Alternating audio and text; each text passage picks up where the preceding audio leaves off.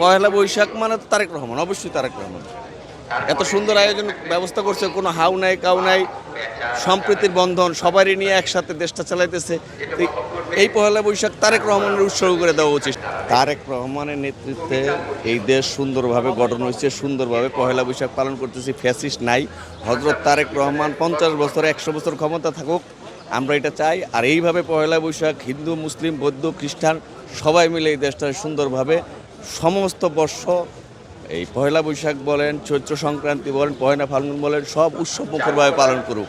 আমরা চাই তারেক রহমান যেভাবে এইভাবে সুন্দরভাবে খোলা পরিবেশে মানুষকে উৎসব পালন করতে দিছে, আমার মনে হয় এই আগামী 500 বছরও এই রেকর্ড কেউ ভাঙতে পারবে না, যেভাবে বাঁধ ভাঙার ঢল শুরু হয়েছে। ঠিক আছে, এটাই হলো আমরা বলতে চাই, পয়লা বৈশাখ দিয়ে তারেক রহমানের হজরত উপাধি দেওয়া হোক। উনি এত সুন্দর আয়োজন করছে, এই আয়োজনের মতো আর আয়োজন হয় না।